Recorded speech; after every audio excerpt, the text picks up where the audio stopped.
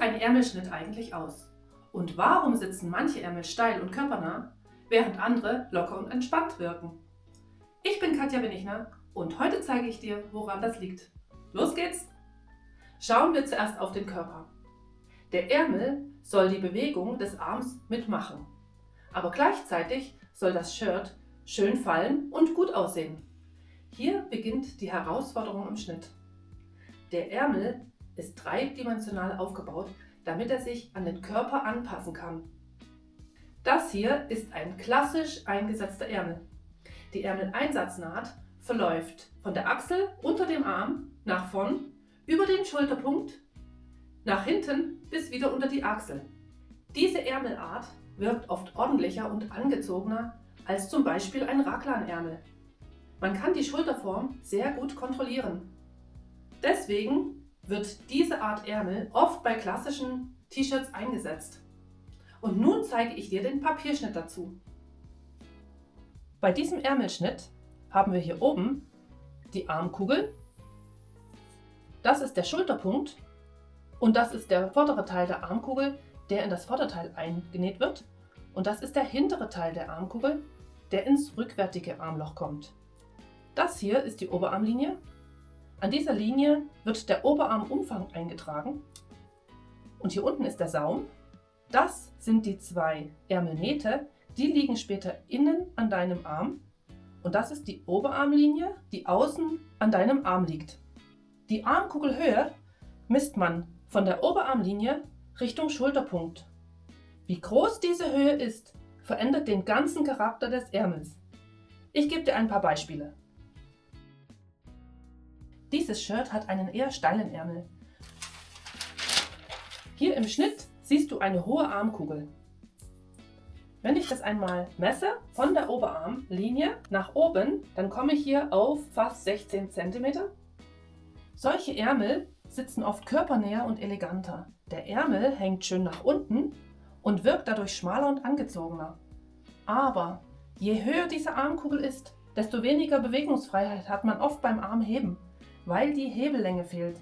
Damit ist vereinfacht gesagt gemeint, wie stark der Ärmel beim Armheben am ganzen Shirt zieht.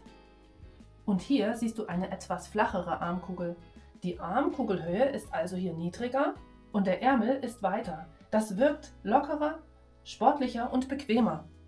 Bei diesem T-Shirt sitzt der Schulterpunkt des Ärmels am Ende der Schulter. Wenn ich das einmal messe, komme ich hier auf 13 cm. Es gibt auch noch eine überschnittene Variante. Bei diesem T-Shirt zum Beispiel sitzt der Schulterpunkt etwas weiter auf dem Arm. Die Schulter ist also überschnitten. Und wenn ich hier einmal die Armkugelhöhe messe, dann siehst du, dass die hier sehr niedrig ist. Dadurch kann man den Arm oft leichter bewegen, weil unter der Achsel mehr Platz entsteht. Hier im Schnitt siehst du eine sehr niedrige Armkugel. Solche Ärmel geben also sehr viel Bewegungsfreiheit und werden bevorzugt für sportliche T-Shirts verwendet. Aber wenn der Arm nach unten hängt, gibt es mehr Stoffweite unter der Achsel, also hier. Der Saum am Arm außen zieht etwas nach oben und es gibt leichte Schrägzüge zur Schulter hin. Fazit: Je höher die Armkugel ist, desto mehr zieht der Ärmel beim Heben des Arms das ganze Shirt mit nach oben. Und je flacher die Armkugel ist, desto mehr Bewegungsfreiheit hast du. Hier die Schnitte nochmal im Vergleich. Eine hohe Armkugel, eine niedrige Armkugel. Bevor es weitergeht, habe ich noch ein Geschenk für dich. Ich habe ein Video gemacht, in dem ich dir Schritt für Schritt zeige, wie du von einem einfachen Oberteil oder von einem Sweatshirt den Schnitt abnehmen kannst. So kannst du dir dein Lieblingsteil kopieren. Den Link dafür findest du in der Videobeschreibung. Jetzt zeige ich dir noch, wie du die Armkugelhöhe und damit die Oberarmweite ändern kannst, ohne dabei das Armloch zu verändern. Dazu schneide ich den Schnitt jetzt einmal auseinander. Ich schneide an der Außenlinie des Oberarms und die Oberarmlinie auseinander. Und wie du siehst, habe ich hier jetzt recht bewegliche Teile. Und wenn ich jetzt das mal hier übereinander schiebe, dann siehst du, wie die Armkugel flacher wird. Du kannst gleichzeitig auch den Ärmel weitermachen, entweder mit Saumerweiterung oder ohne. Das ist eine Möglichkeit, um die Armkugel abzuflachen und um am Oberarm mehr Weite zu erhalten. Dadurch wird der Ärmel sportlicher und lässiger. Und die Ärmeleinsatznaht, also die Länge der Armkugel, verändert sich nicht und passt nach wie vor in dein Armloch. Aber die Ärmellänge wird um diesen Betrag kürzer und es werden sich Schrägzüge zur Schulter hin bilden.